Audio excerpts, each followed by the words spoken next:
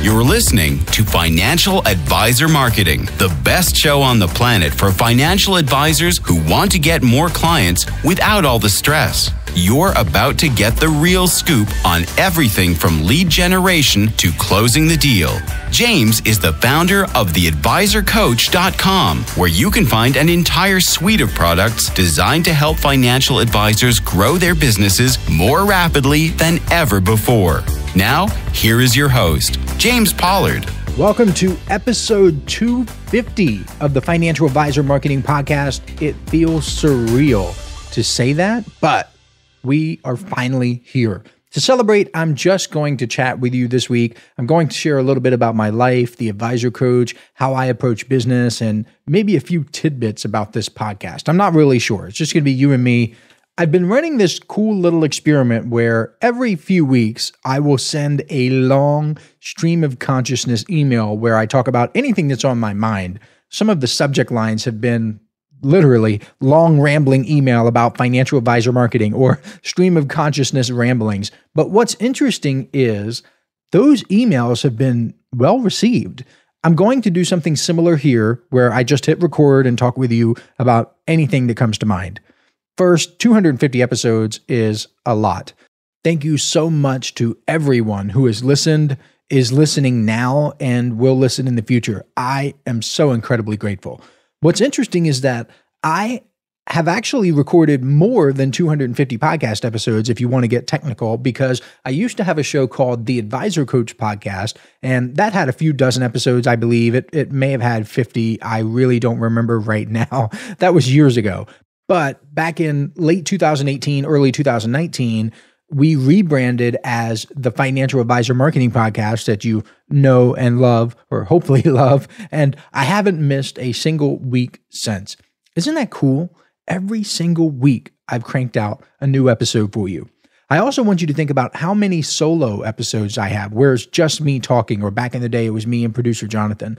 Of course, I've had some amazing guests along the way, and I'm so thankful for them too. However, the bulk of my episodes are solo shows. I want to take a moment and brag a little bit because that is pretty difficult to achieve. I mean, recording an episode with a guest is easy. All you have to do is show up, hit record, and let the guest answer your questions. It's easy to have a conversation. We have conversations all the time with family, friends, colleagues, you name it. But how many people can literally create hundreds of podcast episodes about their area of expertise? Very, very, very few. I am proud to be one of them. I hope you at least respect how difficult that is. However, I live to serve financial advisors. I have literally dedicated my life to helping them succeed. And after all, there are tons of people out there who claim to be able to help financial advisors with their marketing, but how many of them have created 250 episodes about financial advisor marketing, as I have? How many of them have written 2,500 plus emails about helping financial advisors, as I have? How many have published a monthly physical newsletter for 6 years with high-level business building and client getting information, as I have? I'll wait. Sure, some people have newsletters, but how many people have podcasts, the blog articles, like everything else? I'll wait. Let's say that each podcast episode is an average of 20 minutes long, and I'll now have 250 episodes. So 250 times 20 is 5,000 minutes, or more than 83 hours of content. So you could stay up for 3 days straight and still have 11 more hours to go. That is a lot of content. Each newsletter issue that I published, the James Pollard Inner Circle newsletter over at theadvisorcoach.com/coaching, that's about 20 pages long. Each issue, 15 to 20 plus, depending on how long it takes me to cover the information inside. Let's just call it 20 for easy math. That's 240 pages of content per year. And that doesn't even include the bonuses I throw in every once in a while. And I've done that for years. I have literally never missed a single episode of the Financial Advisor Marketing Podcast. I have literally never missed a single newsletter issue for years. That's one of the reasons why I don't have much patience for people who try something once and then give up. Try doing something for at least a year, and then we'll talk. I also want to say that if you haven't listened to the previous 2 episodes, you should go back and listen to them. They're about lessons I've learned from having 10,000 plus conversations with financial advisors. You see, Inner Circle members get direct email access to me for their questions. And over the past 6 years, I've had at least 10,000 conversations. I say 10,000 in the title because that's a number that will get attention and will get clicks. If I said 13,000 or 14,000, it probably wouldn't get clicked as much. But I've talked with financial advisors about marketing, business building, productivity, systems, everything. I've seen so much. I've seen the best of the best. I've seen the worst of the worst because the newsletter is really only one part of my business because I have other products. Every so often I will offer services. I have affiliate relationships. Although to be fair, the newsletter, it's amazing. I'm so grateful, so thankful every single time I think about it because it has grown like a weed in the past few years. And I guess it comes down to putting out good content. If you put out good content, financial advisors want more of it. And if you like this podcast, chances are you would love the newsletter. The monthly cancellation rate, and I want to brag a little bit. So it is lower than Netflix, Disney Plus, Audible, Spotify, Amazon Prime, and Hulu, and Peacock. I could go on and on and on. That's wild when you consider that the newsletter is $99 per month. It's not $10 or $20 per month like all the other streaming services. And honestly, my quote unquote real cancellation rate is even lower because it includes failed billing attempts. And the people who have failed billing attempts, they automatically get canceled after a few tries. It will try to rebill, like, for example, 3 times. And if you don't update your credit card within those 3 times, you get automatically canceled. That means my churn rate, which is lower than Netflix, Disney, Amazon, Spotify, whatever, it includes people who had their credit cards expire and never purposefully canceled. They never sent me an email saying, James, I don't like your stuff, or James, I want to cancel. James, take me out of off your mailing list or whatever. I don't want to pay anymore. So that's amazing. Am I bragging? Yes, I am bragging because I built something incredible. You would brag too. I know how much of my life I've dedicated to helping financial advisors. I've seen so many people come and go over the years. So many people who claim to care about financial advisors, who say they're going to be there for them, who talk a big game, who say they're marketing experts, who can help them get more clients. Well, if they were such good marketers, then how come they couldn't use their marketing skills to market themselves to stay in business? That really makes you think, doesn't it? Well, I'm still here. I talked about this 2 episodes ago, but I remember so many people who talked down to me and hated on me for a myriad of reasons. I mean, I give people a lot of material to work with. Let me just tell you, just being straight up, I give people a lot to work with. But I remember trying to network with people and having them ignore me or straight up diss me. I remember sending handwritten cards to people in the mail, telling them how much I appreciated them, how much I admired their work, and very few got back to me. I can't even begin to tell you how discouraging that was for me, but I didn't give up. I persevered. And because I persevered, I have been able to change tens of thousands of lives. So let that be a lesson for you. Don't give up. Even if you're discouraged, keep going. Some of the stuff people said to me was so hurtful. And truthfully, there are still lots of people who don't like me for whatever reason. But what's weird is these are people who have never met me, never hung out with me in real life, and never had a Zoom meeting with me, none of that. But yet they know enough to make a judgment. Isn't that wild? And isn't it sad that there are grown men and women who live their lives that way? Allow me to let you in on a little secret. I think one of the reasons that this podcast has resonated so well with you, my dear listener, is because I lean into my personality. I have, for lack of a better term, created a character.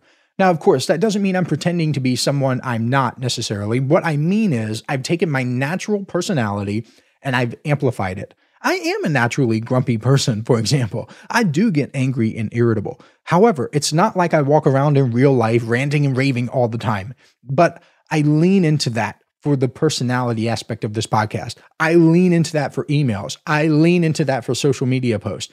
I grew up a pro wrestling fan, okay? And I'm still a fan. I like it. Of course, I think the stuff in the 90s and the Attitude Era and the early 2000s was just the pinnacle, right? But that's also a product of my age and who I am. I think it's amazing entertainment. That's what it is. Notice how I use the word entertainment. It's not like I believe the wrestlers are actually hurting each other or actually fighting. I see it for what it is, entertainment.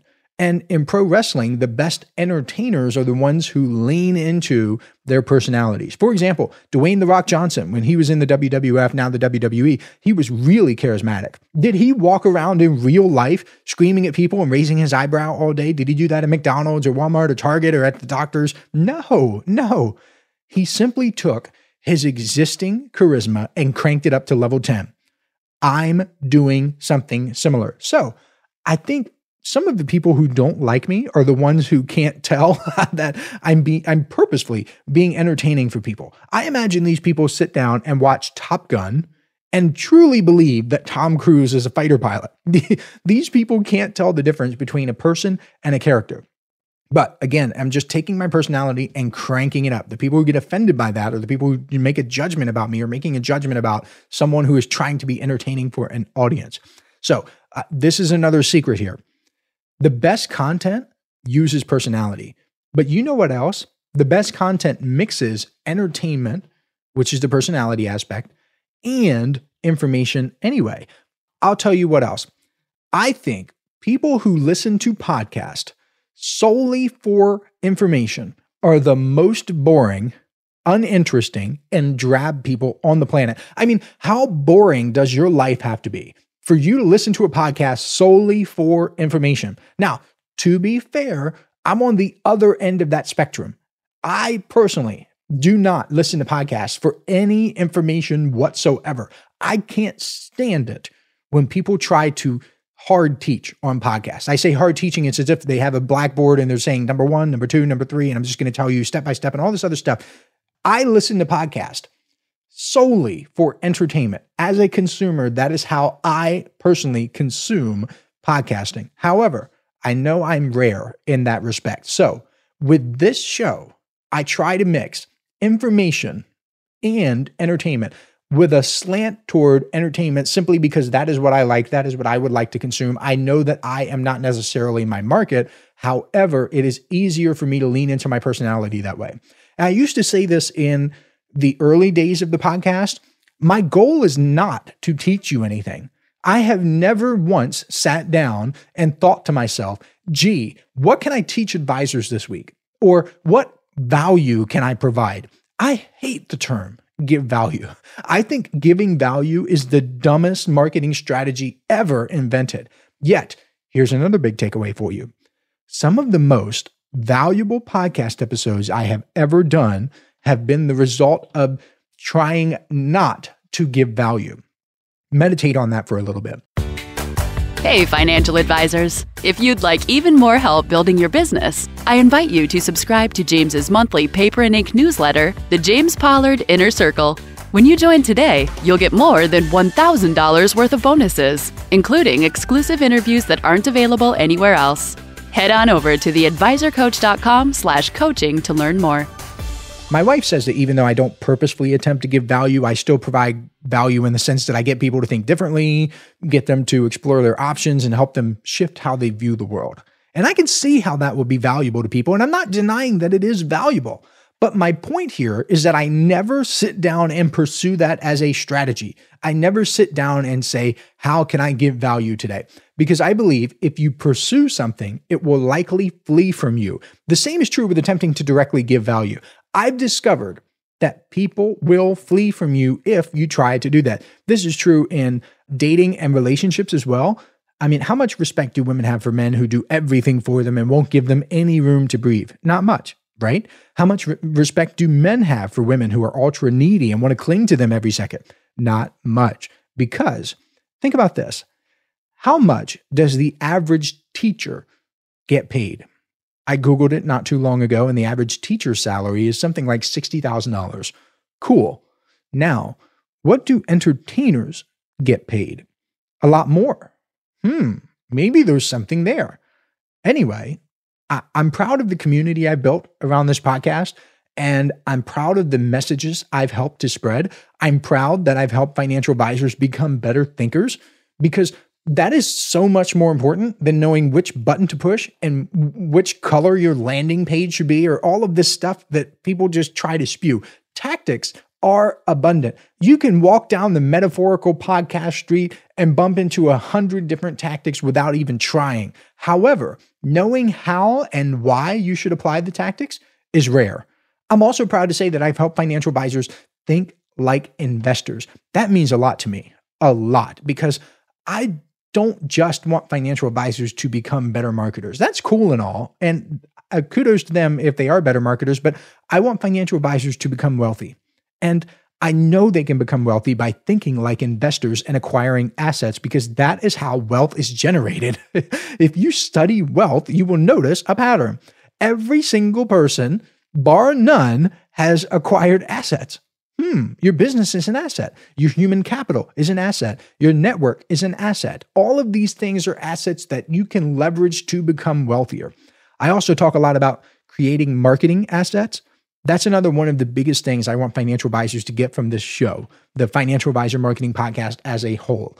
I want them to understand that their marketing can work independently of them and generate appointments from them or for them, no matter what they're doing. For instance, your website is an asset that can generate income for you no matter what. The same is true with your email marketing system and your social media profiles. And if you decide to work on them, you can tweak them so you get a disproportionate return for your effort. That is thinking like an investor. That's one of the ways I've been able to get crazy good results for financial advisors, because I get them to focus on building assets.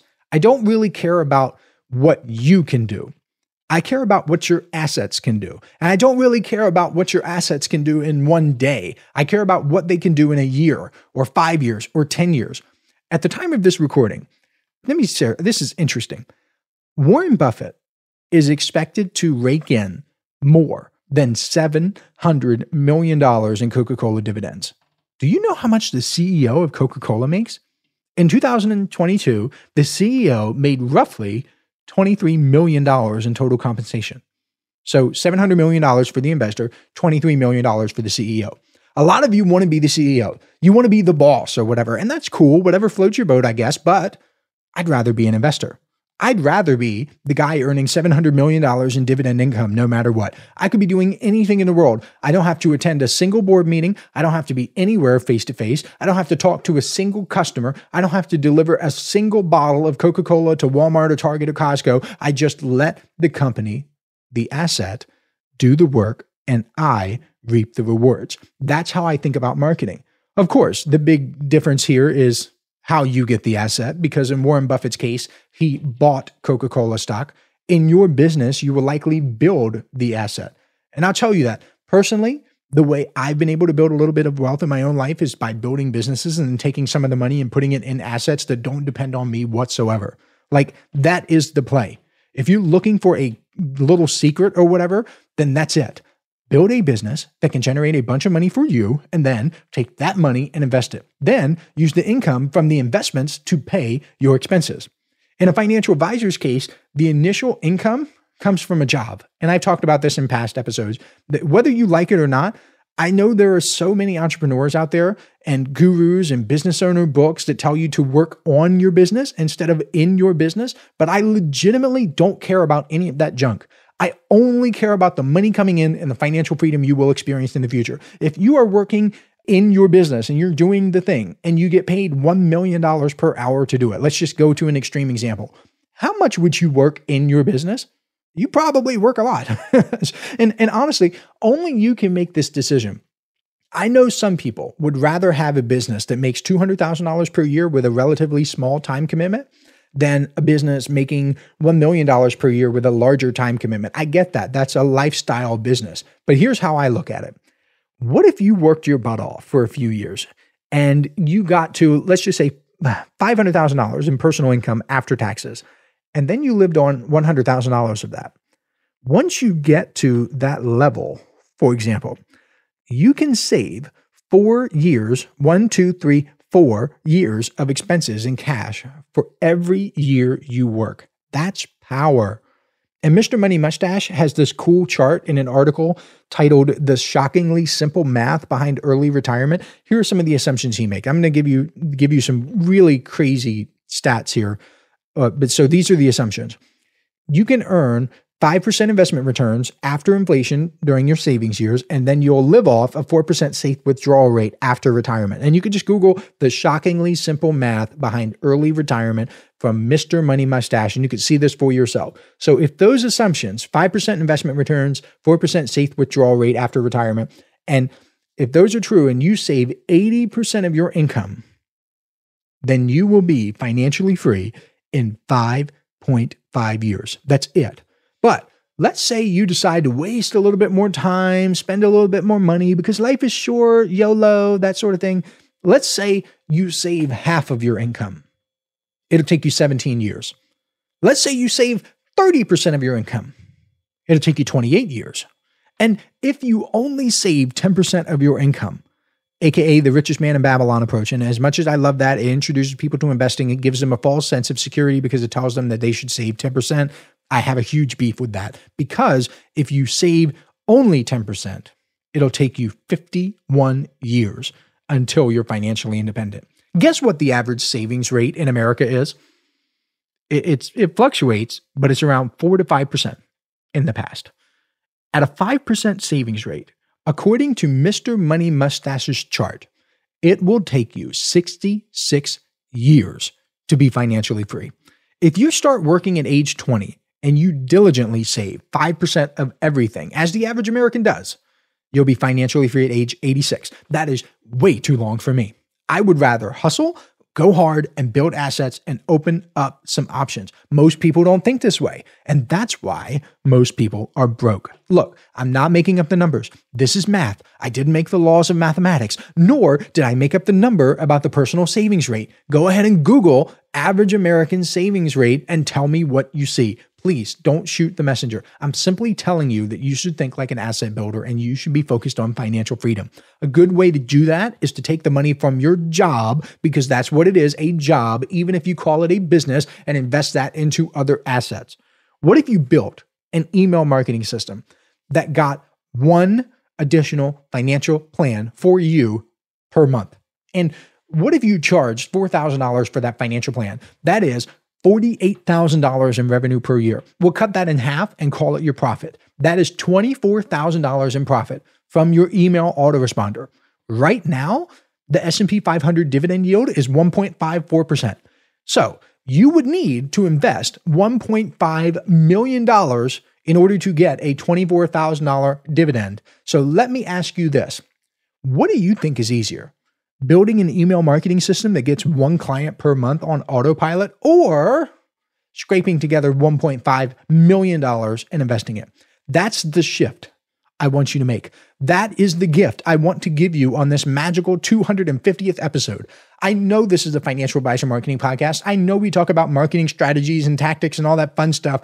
However, I'm in the business, again, of making financial advisors wealthy. And I do that largely by getting them to think differently about what they do and why they do it. Lastly, I want to end this episode with a note of gratitude. Every morning when I wake up, I am reminded of the incredible community that is formed around this podcast on my email list and in obviously the Inner Circle newsletter. I know a lot of newsletter subscribers have networked with each other. They've met each other in person in their cities, at conferences. I've even had subscribers fly to Australia together on the same flight. That's a true story, and no, they did not plan it. It just so happened that they were on the same exact international flight at the same exact time, and they were both Inner Circle members. Isn't that amazing? Every email, every comment, every message I receive is a testament to the impact we're making together. And I say we purposefully, because it's not just me. It's you too. I am profoundly grateful for every single one of you who takes time to listen to this podcast, and for those of you who share your successes and your challenges with me. The journey of the Advisor Coach and the Financial Advisor Marketing Podcast was not a solo endeavor. It was built on the collective energy, feedback, and aspirations of thousands of financial advisors like you. Without your engagement, your questions, and your thirst for knowledge, the Advisor Coach wouldn't have evolved into the platform it is today. You are not just the audience. You are the heartbeat of this community. You are the reason I am motivated to research, explore, and release new episodes every week. Your success, the stories you tell me, they fuel my passion, and your challenges inspire me to find solutions. I am endlessly thankful for your unwavering support and the trust you place in me. So reflecting on our journey together, as we wrap up this monumental 250th episode, I want to leave you with more than just a challenge. I want to leave you with a vision of what you can become, of the heights you can reach, and the impact you can make. I challenge you not just to think bigger, but to believe bigger, to see bigger, to have a bigger vision, to dream without boundaries, to set audacious goals for yourself and your business, and to relentlessly pursue them. Because from my vantage point, as just James Pollard, founder of theadvisorcoach.com and the Financial Advisor Marketing Podcast and the newsletter and all this, and I've interacted with so many of you, I see what you're capable of. I genuinely believe that with the right mindset, the right strategies, and the unwavering support of someone who believes in you as much as I do, there truly is no ceiling to what you can achieve. Let's continue to break barriers, redefine success, and shape the future of the financial advice industry together. Thank you so much. Episode 250 is a wrap. How cool is that? I will catch you next week. This is thepodcastfactory.com.